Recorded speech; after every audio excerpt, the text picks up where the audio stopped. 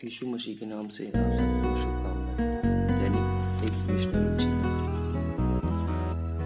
आज हम बात करेंगे लॉर्ड कैरी के बारे में, जिनका जन्म 1780 में हुआ और उनका देहांत 10 नवंबर 1828 में हुआ।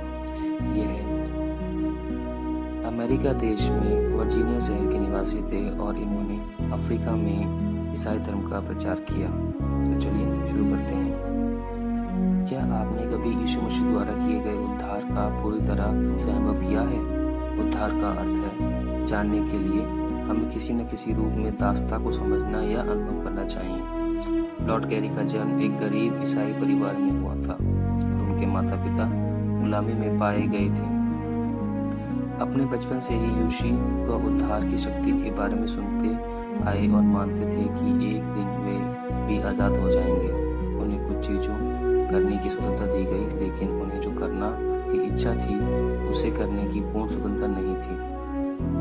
1807 में एक रविवार की सुबह लॉर्ड ने नया जन्म के विषय पर एक उपदेश हुआ। उस दिन वह उपदेश ने उनके हृदय में परिवर्तन ले आया। वे मसीह में एक नई रचना बन गई और उनके हृदय में असीम खुशी भर गई। उन्होंने रिचमंड से गुलामी आबादी को सुसमाचार का प्रचार किया और अपने परिवार की देखभाल के लिए एक तंबाकू कंपनी में काम किया। अंत में उन्होंने 1813 में अपने रविवार के साथ अपनी स्वतंत्रता खरीद ली। लॉर्ड कैरी ने विलियम ग्रेन के साथ मिलकर अफ्रीका में मिशनरियों को भेजने के लिए अफ्रीकी बैप्टिस्ट मिशनरी सोसाइटी की स्थापना की।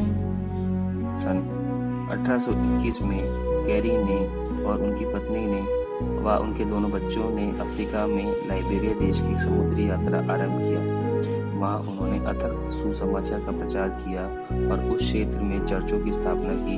उनके पास एक अच्छा नेतृत्व कौशल था। वहां के लोगों को राज्यपाल, चिकित्सक और पादरी के रूप में सेवा करते रहे।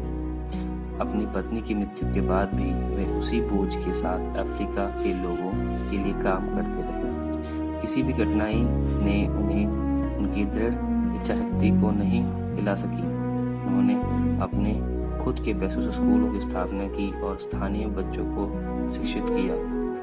इस क्षेत्र में मुसलमानों ने उनके काम का विरोध किया, लेकिन उन्होंने हर मुकदमे और कलेश को धीरज से सह लिया।